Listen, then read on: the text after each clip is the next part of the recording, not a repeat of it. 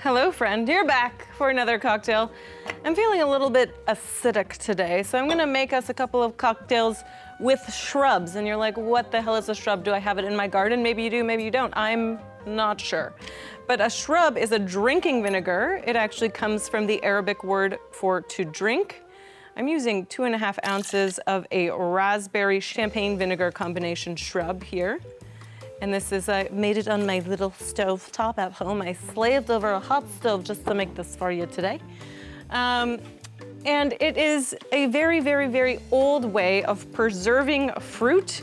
And it was common in colonial America, actually, for people to make this combination of fruit juice, sugar, and vinegar so that they could mix it in with water for a refreshing and tangy little drink. This is hot when you don't have air conditioning, and you want some way to keep your fruit fresh when you don't have refrigeration. But it sort of faded into the annals of history when we had modern industrial fruit production come about, and people had refrigerators, so they didn't need to preserve their fruits in the same way that they had before, so shrubs sort of disappeared. But in recent years, thanks to the cocktail craze, of course, shrubs have made a big comeback. And sometimes people are like, ew, vinegar in a cocktail? Why would I do that?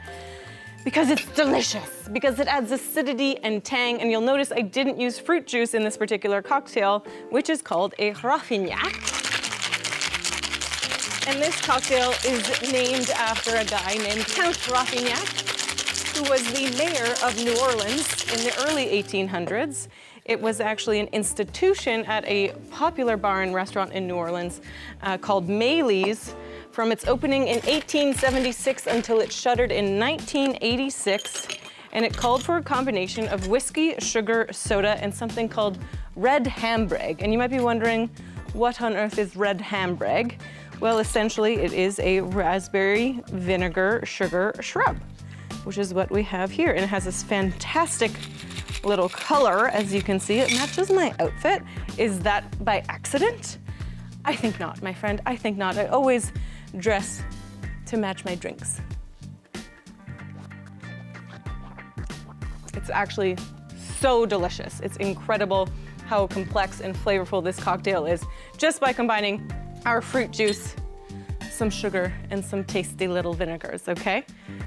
So the reason I wanted to make you a couple of shrubs today is because I have a funny story about vinegar that I wanted to share. And you might be like, Yvonne, how do you have a story about everything? Well, I've lived a life in my 35 years on this earth, my friend. I've lived a very full life. Now I'm making a cocktail of my own creation called Grow a Pear, because we're using a pear shrub in this one. So I'm adding some reposado tequila into my shaker tin.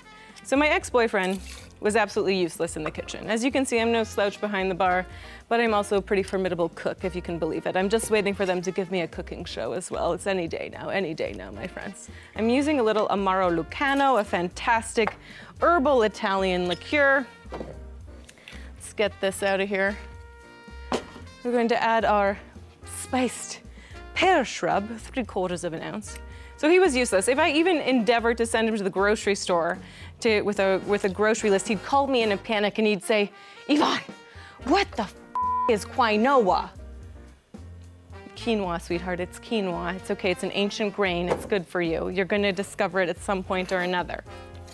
So anyway, one day I had the audacity to work late, so I couldn't cook him his 3 meals a day, you know, because I'm a domestic goddess. I may be the messiest domestic goddess you've ever met, but as I said, no slouch in the kitchen. So anyway, I've given him an assignment. We have all the ingredients. I'm like, you can just make this very simple mushroom and white wine risotto. It's idiot-proof, like it's fail-proof. All you gotta do is just like stand there, you know, pour in the liquid, the chicken stock, the white wine, just give it a little stir, stir, stir, stir until your arboreal rice is fully, you know, saturated. Oh, I need to add some cardamom bitters in here. Bitters are like the spice rack of your home bar, my friends. It's an important thing that you get a little collection. Your essentials, of course, are gonna be your Angostura aromatic bitters, orange bitters, but mixing in other options like cardamom is a great way to build complexity in your cocktails. So I go off to work. You know, I've entrusted him with this very simple task of making a mushroom risotto. And then later that night, when I returned home, I open the front door to our house. It is so intense, the scent. My nose is running, my eyes are watering. I wish I had the Bane mask. I was born in the darkness. That's what I'm really hoping for at this point, because I don't know what noxious fumes, what chemical warfare has taken place in my absence. So I go into the kitchen and the scent intensifies. I'm, at this point, gasping for breath. I go upstairs, I find my boyfriend. He's hunched over his computer, angrily typing away, working. And I'm like, sweetheart, what is that smell? You know what I'm thinking about? I just made that and I didn't add the soda water, so we're just gonna add it in now. We're just supposed to top that right off. You know, it's fine. Look at it, beautiful, perfect, nailed it. You wouldn't have known the difference if I hadn't told you, because have you made a raffignac before? I don't think so. I don't think so, but I'm keeping it real. I'm keeping it honest with you. Some little rosemary here, we're gonna garnish our grow a pear. And he says to me, it was the risotto. And he's enraged, and I'm like, what did it do to you? He's like, I don't know, but I was standing over that thing and I was mixing for 20 minutes, just being absolutely gassed by the smell. I was like, it should not smell like that. And he's like, well, look at the recipe. He's convinced he's right. He's irate, and he is convinced that he has not made any mistakes. No user error has taken place. This is, honestly, this is one of the best drinks I've ever made. Just go ahead, just go on and make it. Just do that.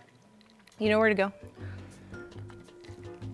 So we pull up the recipe, and I start scanning through it, and his error becomes quickly obvious to me. And keep in mind, this is a man that would bemoan the structure of recipes, like there should be a different way that they should be formatted so it's easier for him to succeed in the kitchen, instead of acknowledging that maybe he's rushing and maybe can't read.